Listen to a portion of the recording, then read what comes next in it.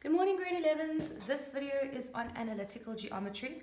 Now, I've asked that you watched the grade 10 one first, even if you don't finish the video, but just watch the beginning just to remind yourself.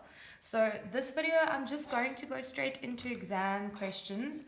I know that we did it in term 1 briefly as well before your test, but I want to go over a little bit more difficult ones. So, okay, this question says, C is a point on the x-axis, and okay, then you've got A and B, and they've given you what the 2 points are, 4 and 12, and -5 and -3.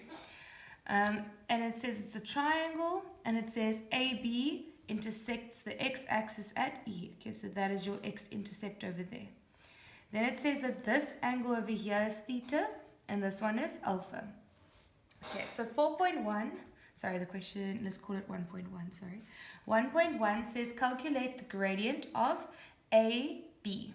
Okay, so for gradient, remember, you just have to use your y2 minus y1 over x2 minus x1. Okay, so these points are going to be 12, and then -3 becomes +3 over 4 minus -5 becomes 4 plus 5. So m is going to be 15 over 9, which can then simplify down to 5 over 3. Okay, so that is the gradient of AB.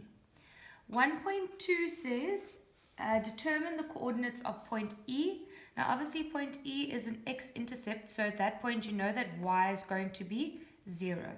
So there's more than one way that you can go about it, but if you think about it, I'm going to just go with this way because I think it's easiest. You've already gotten the gradient of this line, correct?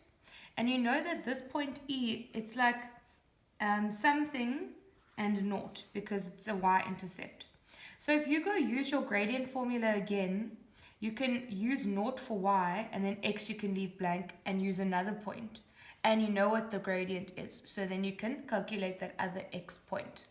Okay, so let's do it like that. If you wanted to, you could also go and get the formula of this line, you know, the y equals mx plus c, and then make y equal to 0. But I think this is a bit simpler.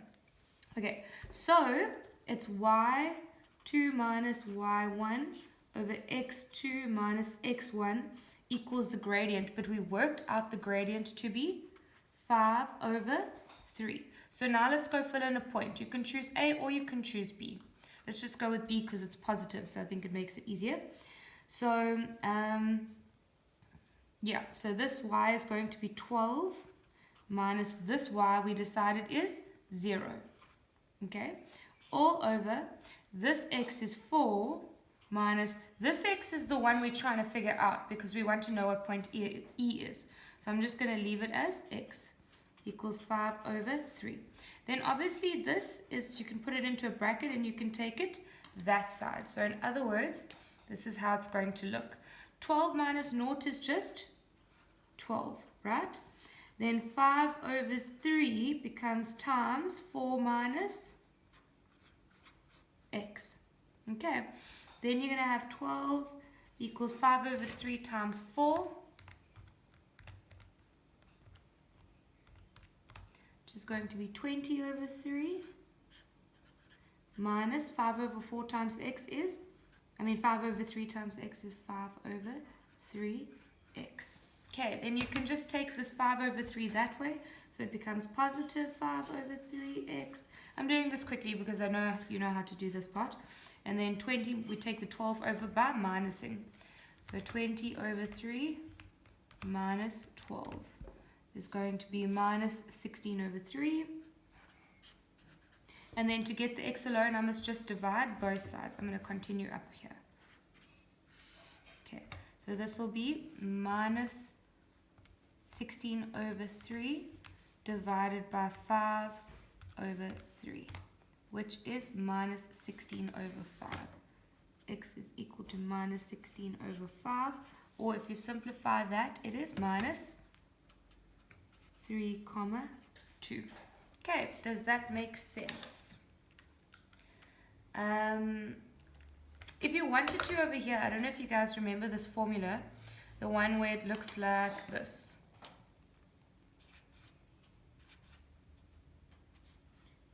m times. You guys know what I'm talking about? You're more than welcome to use this one as well. Instead of even going to find the equation, you just replace everything here and the gradient and then work out what the missing x was. So this point over here is 3, 2 and 0 because it is the x-intercept. Alright, 1.3. Determine the size of alpha, round off to the nearest whole meter. Okay, so they are wanting the size of this angle over here, this alpha over here. Now remember, when it comes to angles with analytical geometry, this is your angle of inclination stuff. So remember, the formula that you have for that is tan, and in this case it would be alpha, tan alpha equals m. Usually we just say tan theta, but let's be specific to this. So tan theta, or tan alpha, sorry, equals m. And remember, m represents your gradient of that line.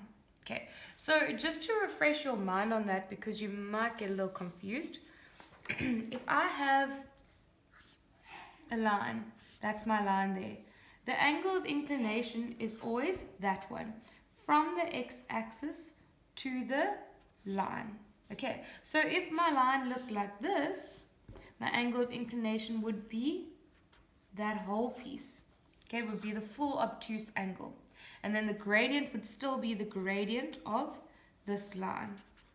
Alright, so basically you're going to use tan alpha equals the gradient of the line you're dealing with. You're dealing with this line, so you need this gradient.